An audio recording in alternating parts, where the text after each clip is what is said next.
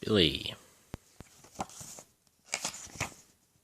This is a story about Billy, a shiny orange engine. When Billy arrived at my railway, I asked Thomas to show him what to do.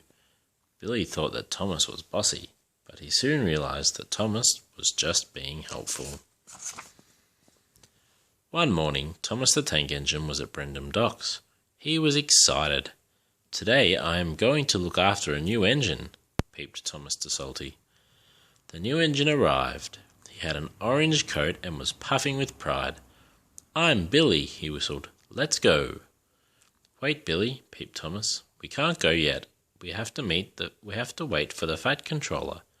He will tell us what to do." The Fat Controller soon came to meet Billy. "Billy," he boomed, "you have a very busy day. First, you must take the empty chicken vans to the farm and bring the chickens back to the docks. Then you are to deliver the diesel fuel to the quarry. And lastly, you have to take coal to the depot." "Yes, sir," bubbled Billy happily. "Thomas, you must show Billy how to be a really useful engine," added the Fat Controller before he left. "Billy," Thomas steamed, "you must pull the chickens slowly and smoothly." "I know that," sighed Billy. He pumped his pistons impatiently. "Don't pump your pistons before you're ready to leave," whistled Thomas. "It wastes coal and water. Now first you must take on more coal and water for your busy day," he added. "Thomas," huffed Billy, "stop telling me what to do. You are a very bossy engine." Billy raced off without Thomas. "He thinks you're a bossy boiler, me hearty," laughed Salty. Thomas didn't like being called bossy. He had promised the Fat Controller he would look after Billy, so he chased after him. Thomas was pleased to find Billy at the farm, but Billy wasn't pleased to see Thomas. "Billy, you must take on coal and water," he said. "Don't tell me what to do, Thomas," huffed Billy. "You are a very bossy engine," and he steamed off to the quarry. "Silly Billy, you've forgotten the chickens," Farmer McColl called out. "Bother him," wheezed Thomas, and he chuffed quickly off after the impatient engine. Thomas was pleased to find Billy at the quarry, but Billy wasn't pleased to see him. "You didn't pick up the chickens," huffed Thomas, "and you still haven't taken on more coal and water." "Stop telling me what to do, Thomas," huffed Billy. "You are a very bossy engine." Billy steamed off. Mavis gasped. "He's forgotten our diesel." Thomas was worried. He raced after Billy.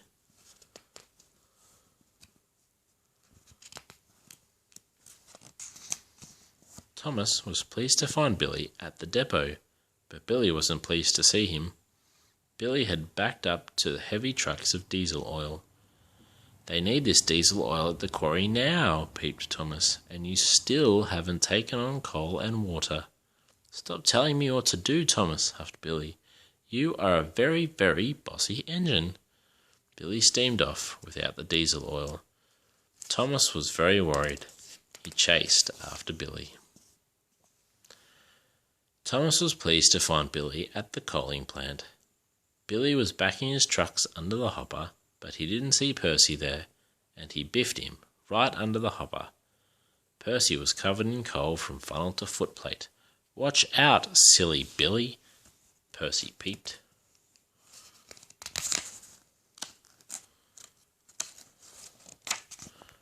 "Oh no," puffed Thomas. "You must be careful when you roll under the hopper, and you must take on coal and water now." "Thomas," huffed Billy, "stop telling me what to do. You are a very bossy engine." Thomas was very unhappy.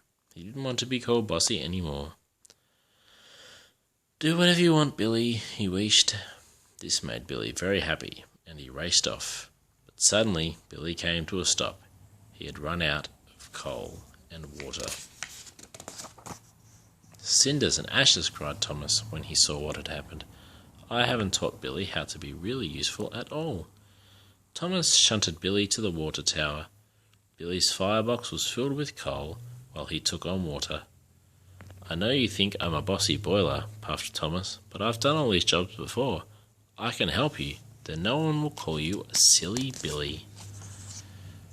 Together, Billy and Thomas collected Farmer McColl's chickens and took them to the docks. Then they delivered the diesel oil to Mavis and Diesel at the quarry. And lastly, they delivered the coal to the depot. Now Thomas and Billy were very tired. "Goodbye, Billy," Thomas chuffed. "The Fat Controller will be very pleased that you've finished all your jobs." Thomas started to puff away.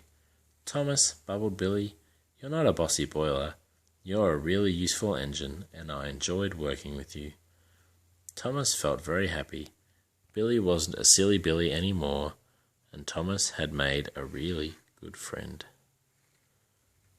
The end.